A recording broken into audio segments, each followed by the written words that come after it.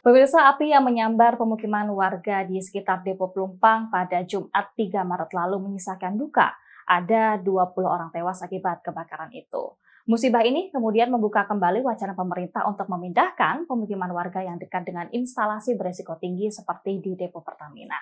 Namun masih ada perbedaan suara atau perbedaan sikap dari pemerintah apakah kemudian yang akan dipindah adalah depo atau warga. Kita akan membahasnya bersama dengan Mas Vero Anam, redaktor majalah Tempo. Halo Mas Anam, sehat? Sehat. Alhamdulillah, aku juga sehat.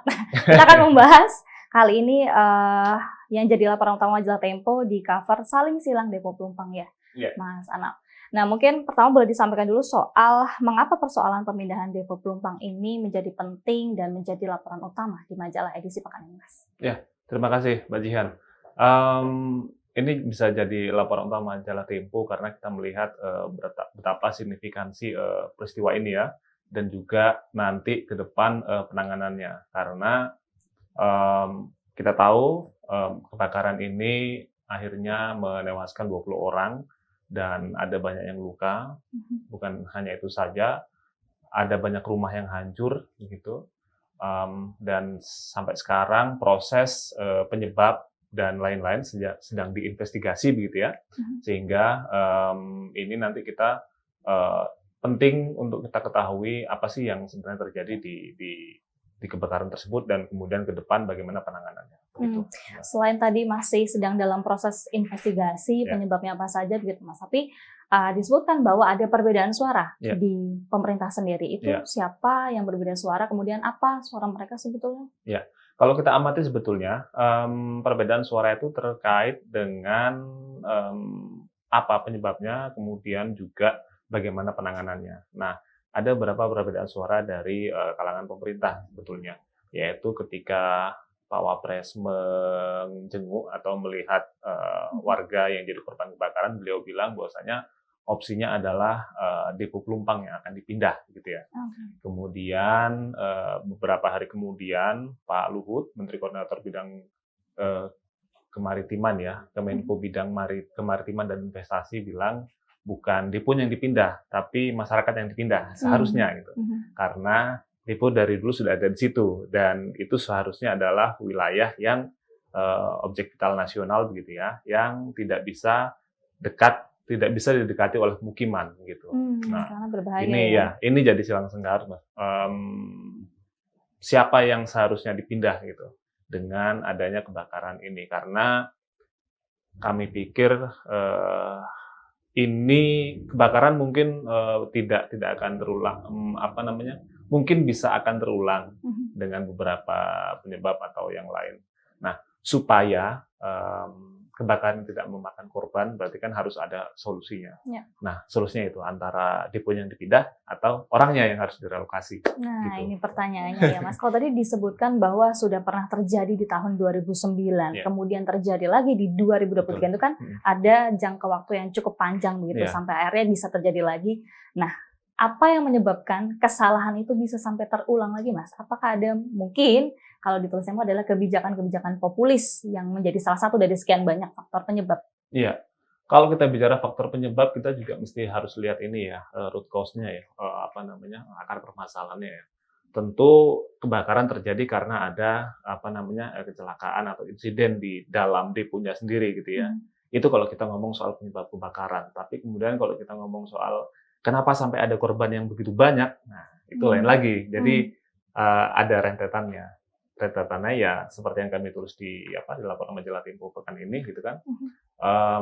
Yang kita tahu bahwasanya ada kebocoran dari uap BBM gitu ya, yang dalam jumlah yang sangat banyak gitu.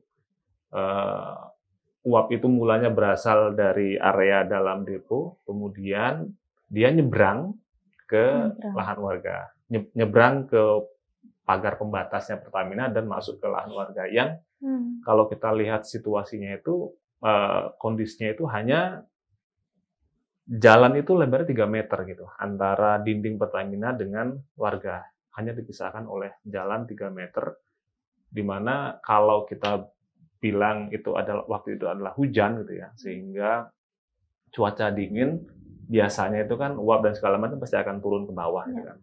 Dan dalam kondisi jalan yang hanya lebar 3 meter, kiri kanannya sudah dinding Pertamina, terus kemudian sebelahnya lagi adalah perumahan warga yang dempet-dempetan, kita bisa bayangkan bagaimana uap BBM itu terperangkap di kawasan tersebut. Gitu. Sehingga hanya butuh satu pemantik, entah itu korek api, pemanas, rokok, segala macam, sudah bisa memicu kebakaran. Nah, masalah inilah sebetulnya tadi disebutkan kenapa kemudian susah sekali mindah warga gitu ya. Nah, itu tentu kita harus tarik ke belakang masalahnya ya. Kalau dari temuan kami di laporan ini bahwasanya Pertamina mendapatkan lahan itu dari hasil pembelian. Dia beli dari sebuah perusahaan namanya Mas Trading Company, Mastraco. Itu dari tahun 1971 kalau nggak salah. Wow. Nah, dia beli di situ 150-an hektar dan kemudian dapat hak guna bangunan dan lain-lain gitu ya. Tetapi sampai hari ini yang baru bisa dia bangun adalah separuhnya, nggak sampai separuhnya mungkin ya, tinggal 70-an hektar gitu kan. Sisanya, nah kalau kita lihat dari histori satelit itu yang menyorot daerah itu bisa kelihatan memang dari tahun 71 itu lahan itu masih ini di sekeliling depo itu masih sawah, rawa dan segala macam gitu ya. Masih kosong ya. Iya. Nah, baru kemudian di tahun 80-an akhir mulai banyak pemukiman. Mendekat sampai akhirnya tahun 90-an udah luar biasa padat sekali di daerah itu kemudian. Dan sepanjang 92 sampai tahun 2000-an itu ada banyak gejolak gitu ya, sengketa lahan antara Pertamina dengan warga dan dengan pemerintah daerah yang berusaha untuk menertibkan warga-warga ini yang dia terus mendesak ke dekat Pertamina ini. Berbagai upaya sebetulnya sudah sempat dijalankan oleh pemerintah, tapi tidak pernah berhasil gitu kan.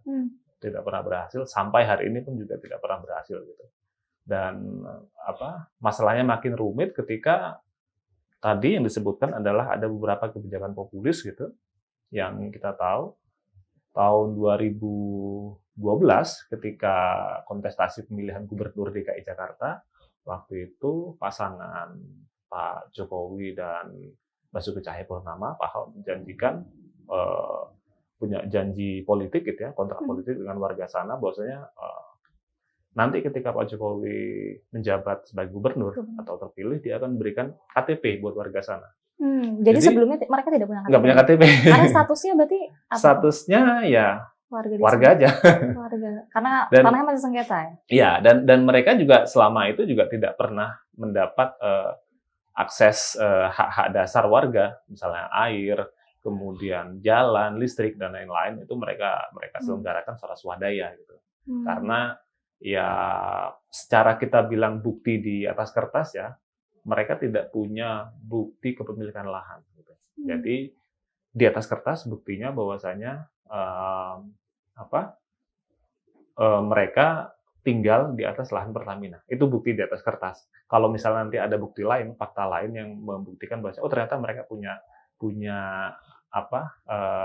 hak lahan yang bisa dipertanggungjawabkan, itu urusan beda lagi gitu. Baik, perjalanannya panjang sekali ya. Disebut dengan jalan panjang memindahkan Depo Pelumpang ini. Salah satu tulisan di laporan utama pekan ini begitu. Nah, selain tadi riwayat yang ketika dipimpin oleh Jokowi dan juga Ahok, saat ini bagaimana sih kebijakan populis lainnya yang mempengaruhi kejadian seperti ini akhirnya menimbulkan korban tewas lagi, Mas? Ya. Kebijakan populis ini berlanjut ya ketika pemerintahan DKI Jakarta yang lain dilanjutkan oleh Pak Anies Baswedan. Waktu itu tahun lalu, mungkin Oktober 2022 atau Oktober 2021, mohon maaf kalau saya kurang ingat, Pak Anies Baswedan itu memberikan izin mendirikan bangunan kawasan buat warga Tanah Merah, yang itu berlaku buat satu kawasan itu. Dan itu sebetulnya bukan hanya satu kebijakan, tapi rangkaian kebijakan. Karena waktu itu Pak Anies juga seperti juga halnya Pak Jokowi membuat kontrak politik kepada warga Tanah Merah. Jika mereka dipilih atau menjabat gubernur DKI, maka yang dilakukan kalau Pak Jokowi akan berikan KTP, maka Pak Anies akan memberikan IMB kawasan itu. Jadi IMB kawasan buat Tanah Merah itu juga berbarengan dengan IMB kawasan untuk 14 kampung lain yang juga bersengketa lahannya. Masih di sekitar Depo Pelumpang itu? Bukan hanya di Depo Pelumpang, ada beberapa kampung di DKI Jakarta yang juga statusnya bersengketa. Salah satunya di Kampung Guji Baru ya, di Duri Kepa, Jakarta Barat. Sama juga dia berkonflik dengan Pertamina, kampung ini. Maksudnya di atas kertas mereka menduduki atau tinggal di lahan milik Pertamina gitu. Nah, IMB kawasan ini oleh Pak Anies disebut sebagai pintu awal bagi masyarakat untuk bisa mengakses hak-hak dasar mereka, gitu kan, supaya makin diakui sebagai warga negara, gitu. Nah, ini kemudian yang jadi itu adalah kebijakan politik, gitu ya.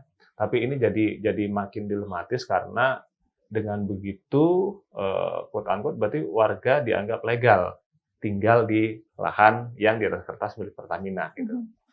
Walaupun kalau kita cek di ini ya di status BPN gitu, tanah yang ditinggali oleh warga ini statusnya masih kosong. Baik penggunaannya maupun status kepemilikannya gitu. Sementara kalau yang di dalam depo dia sudah hak guna bangunan punya pemerintah. Punyanya Pertamina, maaf. Iya dong, gitu ya. Oh gitu ya. Nah, jadi sebetulnya pilihan apa yang dipunya pemerintah, dan dari pilihan-pilihan itu mana yang kurang lebih potensinya cenderung lebih sedikit ketimbang opsi yang lain, Mas? Ya, opsi sudah ditimbang dan diputuskan sementara oleh pemerintah ya lewat rapat di Kementerian Koordinator PMK yang dipimpin oleh Pak Muhadjir Effendi, yang dihadiri juga oleh Menteri BUMN dan juga pelaksana tugas Gubernur DKI Jakarta. Bahwasanya opsinya adalah pemerintah akan dalam jangka panjang akan memindahkan Depo Pelumpang itu ke lahan reklamasi milik Pelindo yang sekarang BUMN pelabuhan itu sedang membangun pelabuhan baru gitu ya di atas lahan reklamasi di depan Tanjung Priok gitu. Nah, ini bagi pemerintah adalah salah satu solusi jangka panjang karena apa? Pertama, dia mengantisipasi perkembangan demografi warga. Jadi dengan ditaruh di lahan reklamasi itu sudah punya buffer zone alami gitu. Jadi buffer zone-nya alami itu ya Teluk Jakarta itu. Jadi tidak apa mungkin misalnya warga akan tinggal di laut kan nggak mungkin. Nah, itu sudah jadi buffer zone alami gitu. Dan ini juga memanfaatkan lahan Pelindo ya, di mana mereka juga sebetulnya dari awal sudah menyiapkan untuk merancang lahan reklamasi itu tidak hanya buat pelabuhan peti kemas, tapi juga terminal produk atau seperti produk-produk minyak gitu. Jadi bisa membangun terminal bahan bakar minyak seperti di Depo Pelumpang di situ. Desain awalnya memang seperti itu, dan mungkin blessing in disguise-nya kejadian di Pelumpang ini mungkin mempercepat rencana awal Pelindo itu. Win-win lah buat Pelindo dan buat Pertamina. Tetapi ada kendala-kendala teknis juga ketika misalnya harus memaksakan Depo Pelumpang untuk dipindah ke Kali Baru ya. Tetap ada risikonya.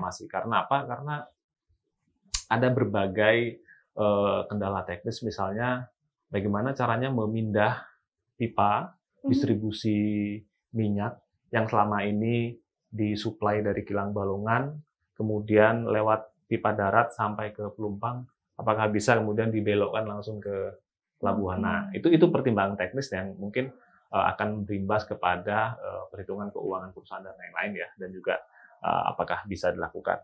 Nah, cuman dari sisi kepastian hukum begitu, pemerintah tadi sudah menyampaikan bahwasanya mereka akan membuat buffer zone di Depo Pelumpang. Jadi kan ada proses 3 tahun lah ya, 3,5 atau 4 tahun untuk pembangunan depo baru di Kali Baru misalnya. Kalau misalnya terjadi ya. Itu sekitar tahun berapa berarti, Mas? Lahan reklamasi ini kan baru siap dibangun di akhir 2024. Karena saat ini lahan reklamasi ini masih dikeraskan gitu ya, supaya nggak amblas segala macam. Karena dulu ketika membangun lahan reklamasi ini, Pelindo menggunakan ini ya, material lumpur dari Teluk Jakarta gitu. Yang ini sempat jadi temuan BPK sebetulnya dalam audit investigasi mereka di tahun 2017 gitu. Sehingga temuannya adalah lahan reklamasi ini berpotensi bahkan waktu itu gagal konstruksi. Gagal konstruksi, tapi kemudian bisa digunakan atau dibangun pelabuhan di atasnya, tetapi harus butuh treatment khusus. Nah, treatment khusus inilah kabarnya yang kemarin kita dapat klarifikasinya dari teman-teman di Pelindo, bahwa mereka sedang melakukan treatment khusus ini supaya lahan reklamasi itu bisa dibangun pelabuhan atau terminal di atasnya gitu. Nah, terkait tadi kepastian hukum soal warga gitu ya, kan pemerintah bilang akan membangun buffer zone selebar 50 meter dari dinding Pertamina gitu. Nah, ini juga sebetulnya akan jadi problem karena membangun buffer zone 50 meter dari dinding itu artinya merelokasi warga yang tinggal di sana gitu. Ya. Dan ini mestinya harus disampaikan secara jernih gitu dari pemerintah kepada warga, jadi supaya bahasanya tidak mengambang gitu ya. Ya otomatis kalau mau bangun buffer zone berarti perlu relokasi, dan bagaimana penyelesaiannya? Apakah misalnya langsung diusir begitu saja gitu kan? Atau misalnya pemerintah menyediakan hunian pengganti begitu, entah itu dalam bentuk rusun atau dalam bentuk apa yang dulu sempat direncanakan juga. Oh, pernah? Pernah, waktu 2009, kemudian setelahnya itu direncanakan akan relokasi dan pemerintah menyediakan rusun sebagai lahan pengganti, entah itu skemanya sewa ataupun beli gitu. Itu sudah disiapkan. Ya di sekitar situlah. Cuman itu kan selama ini tidak berhasil gitu ya. Alot masih. Alot sekali ya. Namanya pindah warga selalu alot gitu. Nah, ini yang perlu jadi perhatian gitu, karena saya tidak tahu apakah pemerintah akan terus untuk merelokasi warga dan kemudian memindahnya entah itu di rusun atau mungkin misalnya pakai lahan Pertamina yang ada di Tanah Merah itu untuk bangun rusun. Yang bangun pemerintah, lahannya pakai Pertamina. Itu mungkin jadi win-win solution, kita nggak pernah tahu ya. Nah, cuman nanti kalau ini warga yang ada di Tanah Merah ini, sekarang kan dia statusnya menempati lahan Pertamina di atas kertas. Kecuali mungkin kalau bisa dibuktikan lain di kemudian hari. Nah, jika mereka dibiarkan tinggal di sini dan kemudian depo pelumpang yang dipindah, itu akan jadi presiden buruk buat kepastian hukum kita. Karena bisa saja nanti, di Jakarta, di Pelumpang bisa tuh warga menempati lahan negara atau lahan korporat atau lahan BUMN bertahun-tahun. Kemudian karena sudah terlanjur banyak orang dan tidak bisa dipindah, akhirnya mereka dilegalkan. Ya udah, kami yang lain biarin begitu juga. Nah, itu mungkin yang jadi kekhawatiran buat kita semua gitu, karena jangan sampai sisi keterlanjuran ini malah menyudutkan kita sendiri di tempat lain gitu. Tadi Mas Anam sempat menyinggung soal status tanah yang di area Pelumpang itu masih kosong, Mas. Jadi sebenarnya itu punya siapa? Iya, di atas kertas memang itu punya Pertamina gitu ya. Tetapi kami kemarin mendapat temuan bahwasanya mungkin ini tidak berhubungan langsung, tapi barangkali bisa jadi pola ya.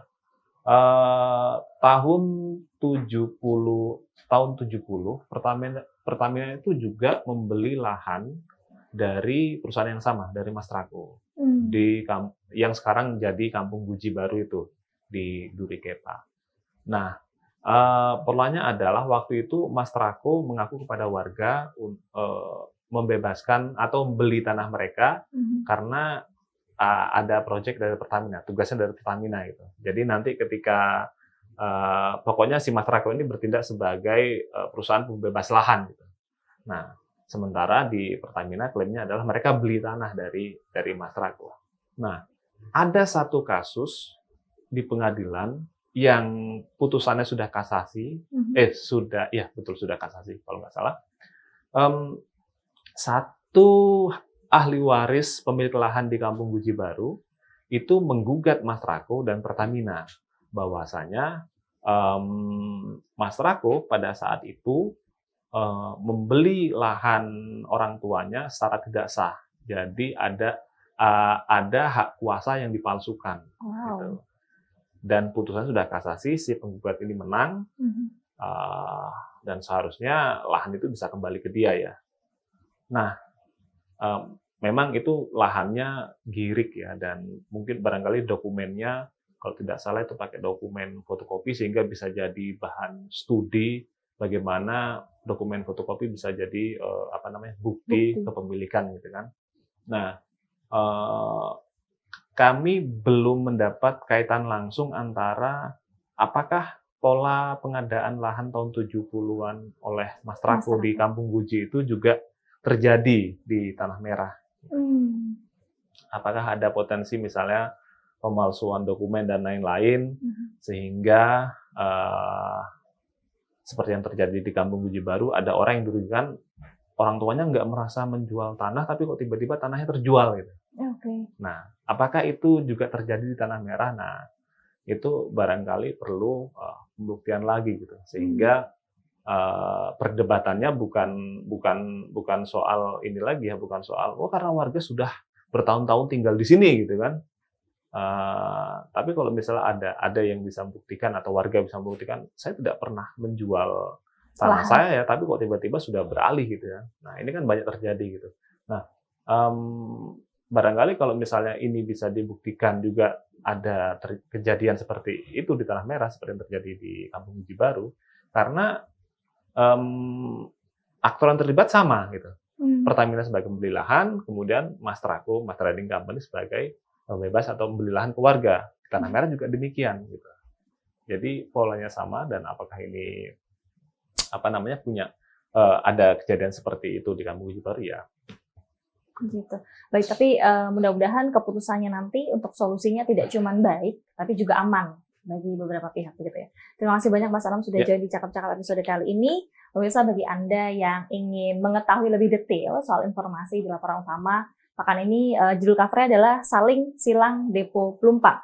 Teman-teman bisa baca langsung di majalah.tempo.co ataupun baca di majalah versi cetaknya. Akhir kata, saya Dejan beserta kru bertugas pamit undur diri. Kita jumpa di Cakap-Cakap episode selanjutnya.